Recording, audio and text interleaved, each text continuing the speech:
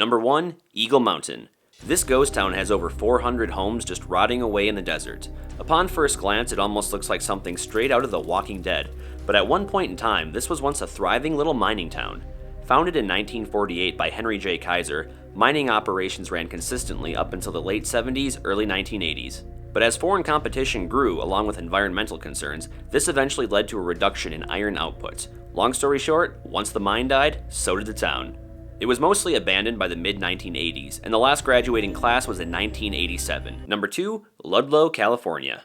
Located just off of the old historic Route 66, Ludlow dates back to the 1870s. It was a small town known for its railway activity and mining, which is what led to a boom in the town's population. It had everything from cafes, motels, gas and service stations, but eventually Interstate 40 was put in the 1970s, which bypassed the little town of Ludlow. Regular travelers weren't stopping in anymore, and this ended up leading to a decline in business, with many places closing their doors. And while it's not a complete ghost town to this day, it still has its fair share of abandoned buildings, with the most notable being the Pendergast Motel, which also served as a post office. This building was relocated to Ludlow, California from Goldfield, Nevada in 1921. Now this was the main motel building, and it had around 8 small cabins nearby that guests could also stay in. Most have now been torn down, except for this one that is barely holding on.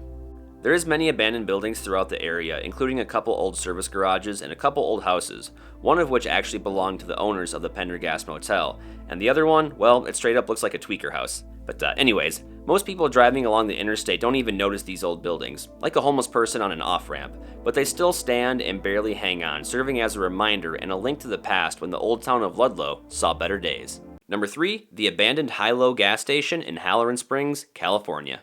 Chances are if you've drove back and forth from Los Angeles to Las Vegas, you've without a doubt seen this old rundown gas station and restaurant. It's hard to miss that vintage sign sticking up in the air and that large red "Eat" sign. It's a pretty popular place for people to stop and get out and take pictures. Now I couldn't find a whole lot of concrete information on the web about this place, and the best info I was able to get came from a comment on a video I made out here a while ago. The comment reads, "My late grandmother and her husband owned this gas station. Interesting enough, her husband's name was Jesse. When he passed away from heart issues, she closed down the restaurant. She kept the gas station open until 1998, which I lived in the trailer that was on the property, and as a young kid helped to run the gas station. They also owned a tow truck company. My grandma ended up trying to sell, and somehow there was legal issues or a need for redoing the gas holding tanks, and it fell through. It may look scary and like nothing, but that gas station means the world to me because it holds such great memories." And as of this video being made, this is all that's left. You have the 2 main buildings here, which have mostly been gutted and filled with trash and all sorts of odds and ends items from people dumping. A short walk away from the buildings, you'll find a trailer that's barely standing. I even got lucky and found what appears to be an old RV, or what's left of it. My guess is it probably was dumped here and set on fire so someone could take out an insurance claim on it. Number 4, Arne's Royal Hawaiian Motel. In the little town of Baker, California sits this tiki-themed motel. You probably wouldn't notice it if you drove through because, well, there's not much to see. But this old motel used to be a popular place to stop back in the day. It first opened in 1957, had 43 rooms, color TV, and a pool. Geez, talk about fancy. Nowadays, it's pretty run down, riddled with graffiti, there's signs of fire damage, and I'm pretty sure I saw a few crack pipes and junkie needles in the pool. As trashed as this place is, the one thing that really caught my eye was the condition of the ceiling in the main building and how great a shape it was still in, despite being almost 70 years old. Now after the expansion of Interstate 15 in Las Vegas building more motels, people didn't stop in like they used to, and Arne's Royal Hawaiian Motel closed its doors in 2009. Quick fun fact for you guys, the majority of the 2003 movie The Big Empty was filmed here at the motel, starring Jon Favreau, and I'll link the trailer to that movie in the description for you guys so you can check it out. Number 5, Goldome Mill. Just outside of Nipton, California, at the base of the New York mountains, sits an old mill that's been abandoned since 1998, according to Destination4x4.com. Upon first glance, it might look like a map straight out of Call of Duty, but this place used to process ore from a nearby mine back in the day, and according to Living in Las Vegas, the mill dates back to the early 1980s, and it definitely shows. The time I was out here, it definitely gave off creepy post-apocalyptic vibes. From the information I gathered online, ore was dumped into a hopper in this structure that you see right here, and then made its way into the mill via a conveyor belt where it was later processed. In 2017, the art collective known as In Decline created an art project on the site to protest the conquest for gold at the expense of the environment. Some people call this vandalism, while others call it a work of art. Call it what you want, I think it's pretty cool. And if you do find yourself out in these parts and decide that you do want to explore the old mill, just know this. It is classified as a Superfund site due to toxic chemicals still lingering around. Although, I've been out here a handful of times and I haven't grown an extra set of toes and my eyes don't glow at night, so do what you want, it's your life. And before we get to number 6, here's a quick disclosure. The majority of these places are on private property with many no trespassing signs posted, but that doesn't seem to stop a lot of people. And you know what? It's your life. Live it the way you want to. Just don't be a dumbass. Number 6, Desert Center, California.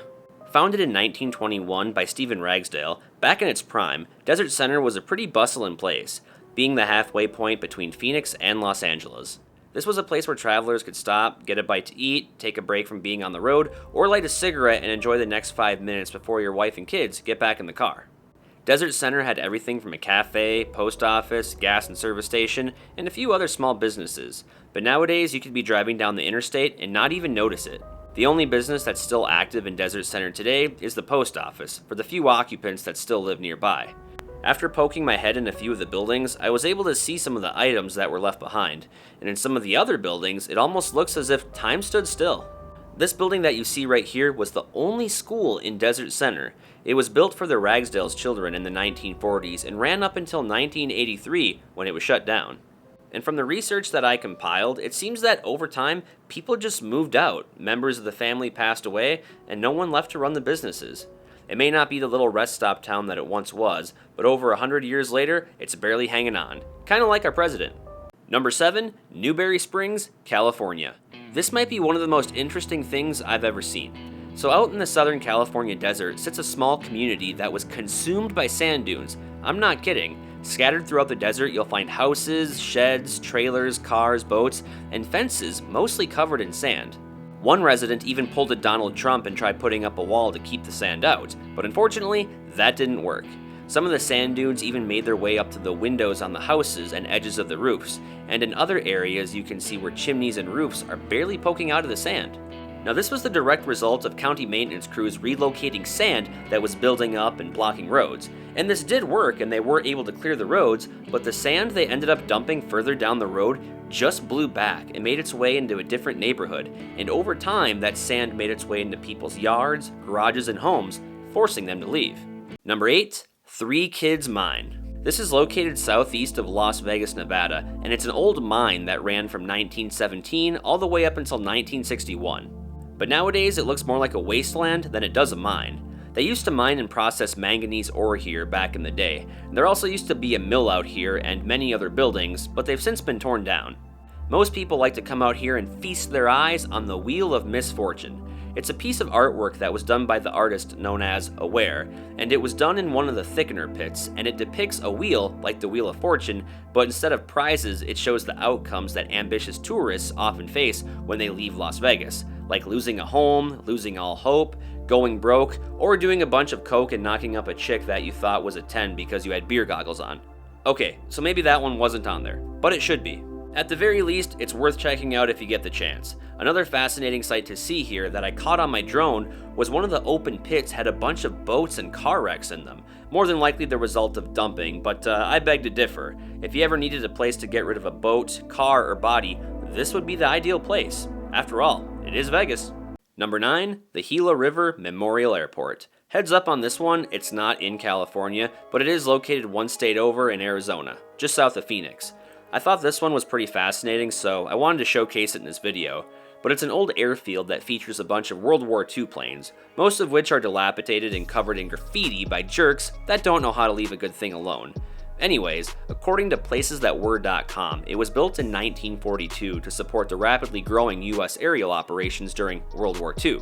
It was originally known as Williams Auxiliary Army Airfield No. 5. Now the name of the airport has changed multiple times over the years, and the hangar wasn't built here until the 1970s. But by the 1990s, it became a boneyard, and by 2007, the Gila River Indian community was given control of the airfield. That being said, this is on a reservation and you are not allowed here. It is pretty sad to see the planes in the condition that they're in, but nonetheless, it was a pretty amazing find. And finally, number 10, the Waterpark from Hell. Just kidding. I meant to say Rockahula Water Park, formerly known as Lake Dolores. At first glance, it totally looks like the bathroom floor of a frat house that never gets cleaned, but believe it or not, this was actually the place to be back in the 70s and 80s. It was originally designed and built by businessman Bob Byers. He built it for his family and even named it after his wife, hence the name Lake Dolores. It's located between Los Angeles and Las Vegas, just off of Interstate 15. Back in its heyday, it had some pretty awesome attractions, such as a zip line, lazy river, stand-up water slide, kiddie pool, lake, campground, and much more. The park was eventually sold in the 90s and reopened under the new name Rockahula Waterpark, a 1950s rock and roll theme park. But after a while, business just wasn't what it used to be, and the park wasn't doing well financially.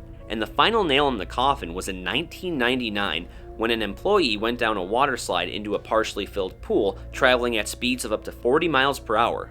The employee ended up smacking his tailbone on the concrete dam at the end of the pool, leaving him paralyzed, and he was eventually awarded $4.4 million in damages.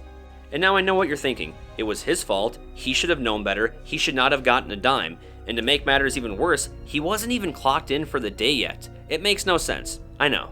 Sadly, the park later closed in 2000. Now there was a little bit of a resurgence when the park opened up in 2002 under the new name Discovery Waterpark. Kind of a lame name. But that lasted about as long as Milli Vanilli's career. It closed yet again in the summer of 2004 and hasn't been opened since.